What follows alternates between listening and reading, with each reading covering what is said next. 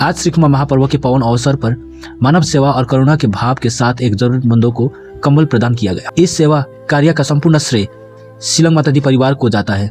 ईश्वर सभी दानदाताओं को उत्तम स्वास्थ्य, सुख और समृद्धि प्रदान करे।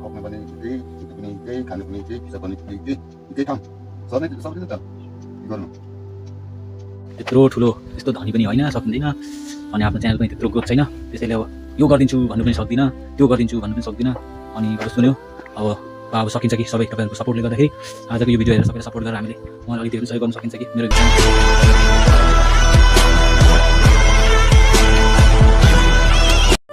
नमस्कार। श्री कुम्भ महापर्व उपलक्ष्यमा म दुईजना जाँदैछु, म र भाइ। यो दुईजना चाहिँ मेरो साथीहरू हो, यहाँ भेट्न आएको मलाई। श्री कुम्भ महापर्व उपलक्ष्यमा हामी त्यो कम्बल दिनु जाँदैछौँ। दुईजना मात्रै जाँदैछौँ, यसकारण नै किनभने हाम्रो बाइकमा जाँदैछौँ। खालि एउटा परिवारलाई मात्रै हामी दिनु जाँदैछौँ, त्यसले बाइकमा जाँदैछौँ। उहाँहरूको चाहिँ कन्डिसन कस्तो हो भने प्यारालाइज हुनुहुन्छ, आमा बुढी हुनुहुन्छ र छोराछोरीहरू पढिरहेका छन् र छोराछोरीहरू चाहिँ श्री कुम्भ धाममा नै पढिरहेका छन्। अनि उहाँहरूको सिचुएसन चाहिँ एकदमै क्रिटिकल छ। अनि उनीहरू चाहिँ कस्तो भने हो, ठन्डा महिना अहिले लगभग 7 डिग्री सेल्सियससम्म झर्छ रातिको ठन्डा, र सायद कम्बल पनि छैन, खानेकुराहरू पनि सायद के छैन। हाम्रो आज गएर बुझ्नेछौँ र कम्बल हामी वितरण गरेर आउनेछौँ श्री कुम्भ महापर्व उपलक्ष्यमा। र सबैजना अन्तसम्म बनिदिनु होला। धेरै लामो त भिडियो बनाउँदिनँ, छोटकरी म भिडियो बनाउनु छु। र कुनै स्टन्ट या त यस्तो लागि हामीले गर्नु खोजेको होइन, केवल एउटा सेवाको भावलाई राख्दै हामीले भिडियो बनाउँदैछौँ।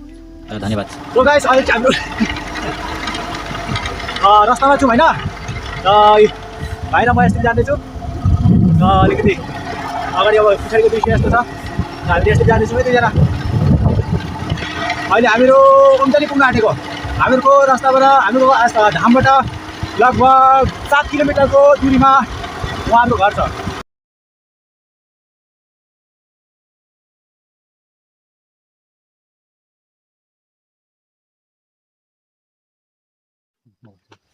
र हामीहरू अहिले चाहिँ आइपुगिसकेको छौँ होइन, उहाँहरूको घरमा आइपुगेछौँ। को छन् को छैनन् अब हामी विचार गर्दैछौँ है।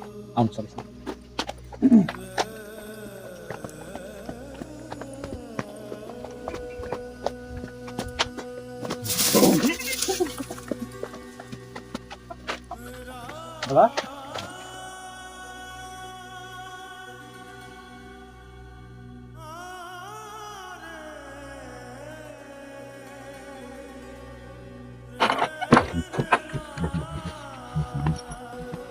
अहिले त कस्तो भयो, उठ्न पनि सकिनँ, बस्नु पनि सुक्खा छैन। बिगारी सुत्नु मिल्दैन, मिल्छ मेरो कति दुखेर यो ढाड दुखे, घोको दुखे, यो छाती दुखे।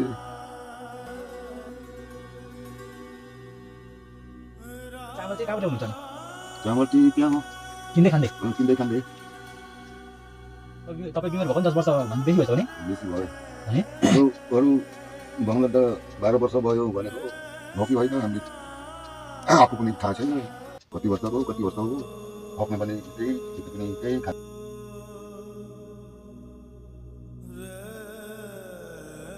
त्यो त्यो छ नि कानु बाहिर भनेको हुन्छ, घरको त्यता पनि छैन, घरमा मात्रै।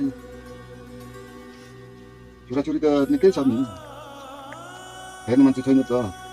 त्यही त, छोरीहरू 5 जना, छोरा 3 जना। दिन बस्लाएपछि यो खुट्टा त यति कटकटी खाएको छ। हात पनि यहाँदेखि सबै के को बिमार हो किन।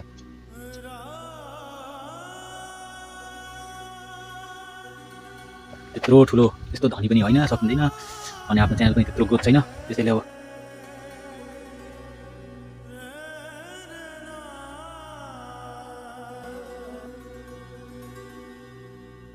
चाहिँ एकबार हस्पिटल लगेर देखाउने, हस्पिटलमा लगेर रिपोर्टहरू के निस्किन्छ कस्तो निस्किन्छ त्यसको लागि त्यो गराउन सकिन्छ कि भन्ने मेरो चाहिँ धारणा छ। तर अब आफू पनि त्यस्तो साह्रो पैसावाला पनि होइन, अब ठुलो क्रिएटर पनि होइन, जस्ट सानो क्रिएटर हुँ। अनि त्यही भएर त्यत्रो आँट पनि गर्न सकिनँ। त्यसैले अब यदि यो भिडियो हेरेर तपाईँहरूले सपोर्ट देखाएर चाहिँ यदि सबैले सहयोग गर्नुभयो भने हामीले मलाई सहयोग गर्न सकिन्छ, किनभने नाजुक छ। उहाँ पनि 10-12 साल भइसक्यो अघि भनिसक्नु होइन, त्यसरी बिमारले ग्रस्त हुनुभएको। अनि आमा पनि बुढी हुनुहुन्छ, उहाँले पनि त्यस्तो सक्नुहुन्न, खानुको साह्रो छ, लाउनु साह्रो छ। छोरा 2 जना त्यस्तै धाममा पढिरहेका छन्। त अरू दाजुभाइहरू सबै बिहा भए र उहाँहरू 2 जना मात्रै हुनुहुन्छ, खानु पिउनु निकै साह्रै पर्छ। त्यसैले यदि हामीले यो भिडियोद्वारा सहयोग गर्न सक्यो भने चाहिँ अब मानवता हामीले कायम गर्न सकिन्छ कि भन्ने मलाई पनि आश लागेको छ। सबैले यदि यो भिडियो हेरेर मलाई या त उहाँहरूलाई सपोर्ट गर्नुहुन्छ भने सपोर्ट गर्न सक्नुहुनेछ, किनभने म पनि त्यत्रो ठुलो क्रिएटर पनि होइन कि यस्तै कन्टेन्टले मैले सहयोग गर्न सक्ने कि। धन्यवाद। किल रेजिना जो मन पराउँछ नि किल रेजिना दिदीले मन पराउँछ त्यो यो कम्बल नि राम्रो हो उता पर्छ